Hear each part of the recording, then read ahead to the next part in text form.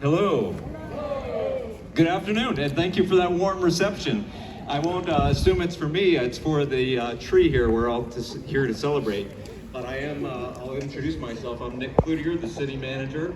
You might know me from being right there. That's my office, and every city manager in recent history has had the joy of being in that office, I believe, and beyond that, the mayor.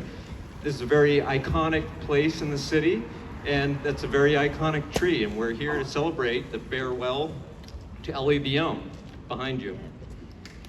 Yes, thank you.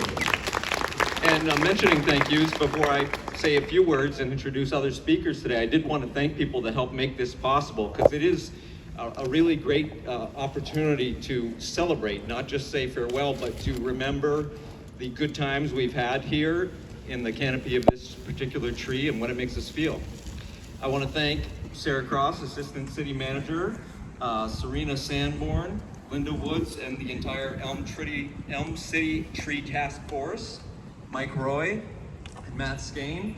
These are all people who helped organize this event, made it possible, and the behind the scenes work both before and after that are gonna see this tree to its next life.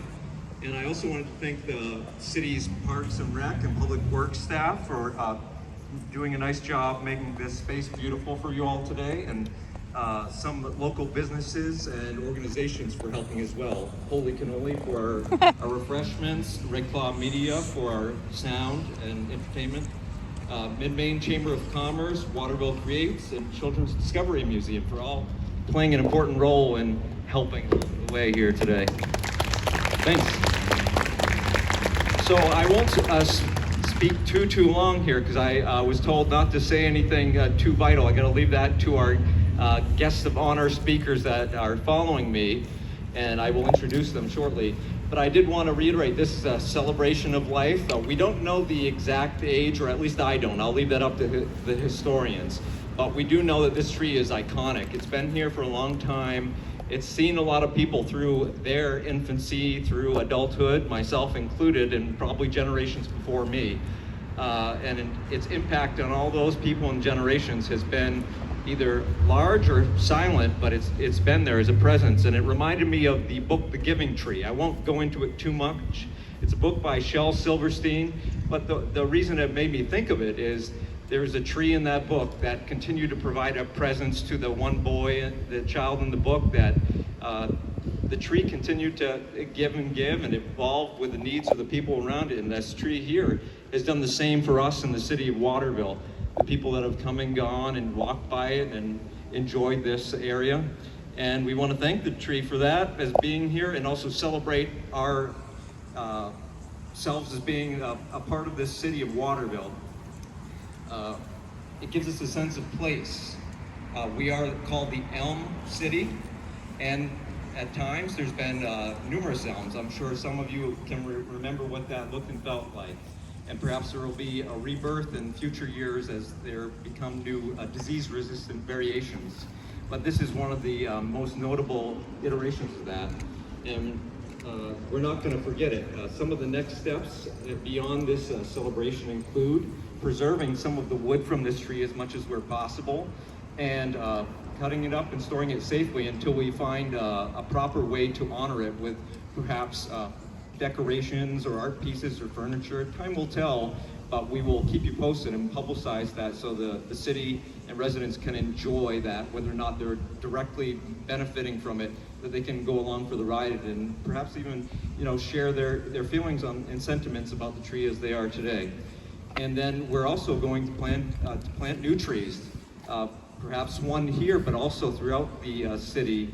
There's a dedicated group of individuals on the aforementioned Elm City Tree Task Force that meet regularly to make sure we have beautiful canopy of trees, and the Public Works and Parks and Rec staff do the same to preserve what we have and keep them for generations to come.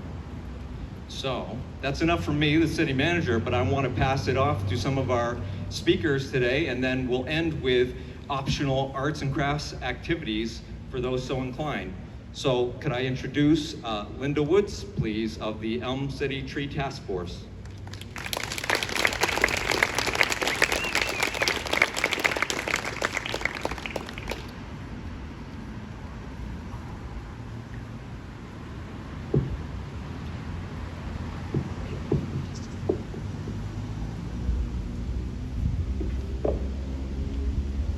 As I read this poem to you, I'd like you to listen to the message. It's coming from Ellie to all of you. Advice from a Tree by Ilan Shamir. Dear friend, stand tall and proud. Sink your roots deeply into the earth. Reflect the light of a greater source. Think long term, go out on a limb. Remember your place among all living beings. Embrace with joy the changing seasons, for each yields its own abundance. The energy and birth of spring, the growth and contentment of summer, the wisdom to let go of leaves in the fall, the rest and quiet renewal of winter. Feel the wind and the sun and delight in their presence.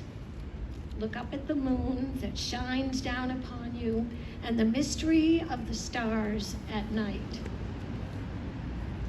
Seek nourishment from the good things in life, simple pleasures, earth, fresh air, light. Be content with your natural beauty. Drink plenty of water.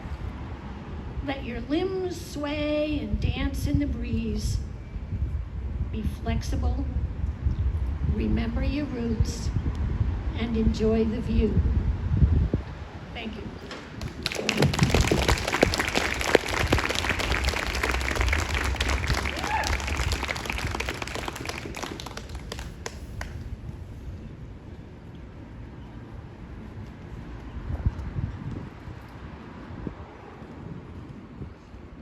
Greetings, everyone. My name is Mike Roy, Waterville native, like to pick food here. And for 17 years, I sat in his office and I looked out that window. Not every day, of course, but every time I did, it was pretty hard not to see that tree. That tree, which to me meant so much because I grew up knowing Waterville was known as the Elm City. And so as a 10 or 12-year-old, I remember all the trees being cut down, especially on Silver Street and Elm Street. It was really difficult to see. And then I come to work here, and there it is. I've always said it was the biggest tree left. And what a great spot it was to be left in the middle of our downtown. And so, like many things in life, we never imagined it would not be here. Of course, that's something we want to believe about anything, including our own lives, is it would not be here. But what really gives me hope and inspiration is what I see today. Because when I first saw the picture that Linda sent it to me, or no, it was Kim at the chamber and said, "You won't believe it." And I looked at the picture and, no, I don't want to believe it. I figured I'd be the only person here with that scan to watch it come down. But no, look at this. So it's not a somber occasion today. It's an occasion for us to recognize that Waterville's been going through a renaissance, very much through a renaissance in the last 10 or 15 years. You just have to look at the changes that have happened on Main Street. And that is not the end of it. And so the tree is not the end of it. And so we can draw, I think, hope and inspiration from the fact that people bothered to show up to it. They bothered to say, yeah, kind of sad it's gone, but we're going to do just fine going forward. So that's my hope today, and that's my message is, let's use this as an opportunity to keep building community, keep building pride in Waterville. Because Waterville has been on a renaissance, and it's not over yet. So thank you all for coming today.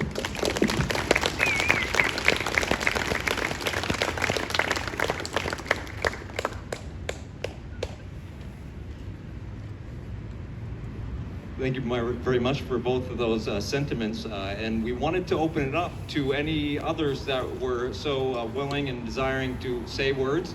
You're welcome to come up, but if you are, we'd like to keep it relatively brief, so very few words, not a long time, but you are welcome to come up now if you'd wish, but no pressure, of course.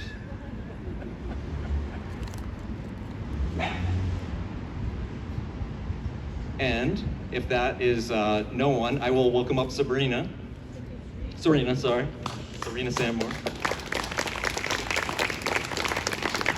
All right.